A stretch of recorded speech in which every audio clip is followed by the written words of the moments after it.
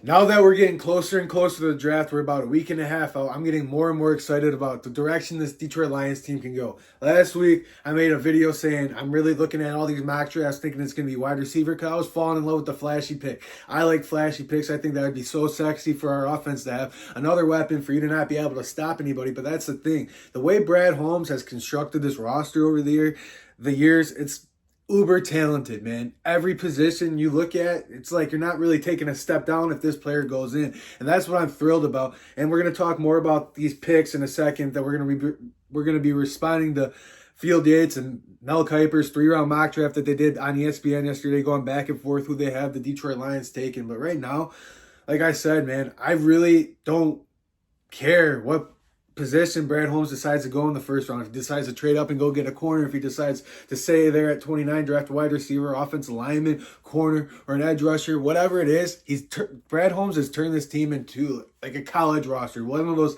top college rosters you could think about, like Alabama or Michigan, Georgia, whatever, Ohio State. Even though I hate saying that word, Ohio State. Those teams, whoever goes in the game, it doesn't take a step down in talent. And that's kind of how Brad Holmes has constructed his roster. Look at quarterback. We got Jared Goff, who's a franchise quarterback. Then we have our quarterback of the future. I really believe give Hendon Hooker some time to sit behind Jared Goff. If Jared Goff steps down, Hendon Hooker can step in. I believe that. And then you go to running back. You got Jahmyr Gibbs and David Montgomery, probably the top backfield in the NFL, top offensive line in the NFL, one of the top tight ends in the NFL. Wide receiver room looks scary, especially when you're going to add some more talent to that. Then you go to that defensive line, DJ Reader, Lee McNeil, Aiden Hutchinson, and then you're just going to add more talent to that defensive line through the draft. Linebackers, I could say linebacker is the only room that's kind of iffy. You know, Jack Campbell's going to take that next step, hopefully next year, to where he's like a league-leading linebacker, Alexander Looney, but he's getting older. So that's where I'm like a little concerned about linebacker. And it's not a big position to need. Cornerback, you got extremely better at corner, and you got really good in the defensive backfield. If you add some of these players that we're going to add in this mock draft right here, you're just adding more talent to this roster. That's how I really believe this roster. So it doesn't matter to me what area Brad Holmes decides to go. Just keep adding to this roster and just keep watching it just gets better and better. That's what I love about Brad Holmes being our GM. He's made this roster uber talented. Now let's break down this 3-round mock draft that Mel Kiper and Field Yates did. With the first pick for the Detroit Lions at number 29, they have the Detroit Lions taking Darius Robinson, another homegrown defensive end. I think that would be awesome to take him. Everyone says he screams Dan Campbell guy because junior year, if he didn't get a football scholarship, he was going to go into the Marines.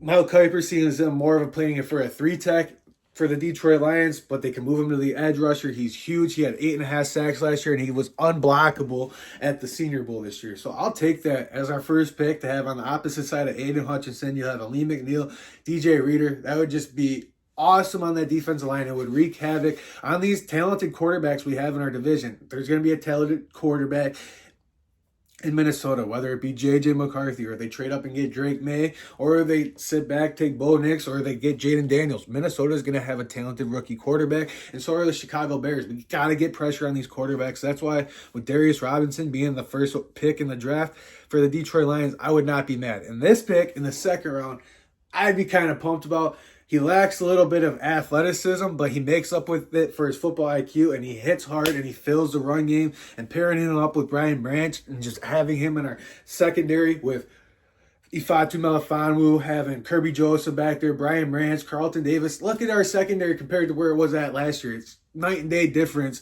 And adding Javon Bullard, safety from Georgia, Mel Kiper's top safety in the draft, had 2 interceptions against TCU in the national championship. This dude's a dog, and he would come, play the box, play the run, and we were already one of the top run defense. Let's keep adding strengths to this strength, man.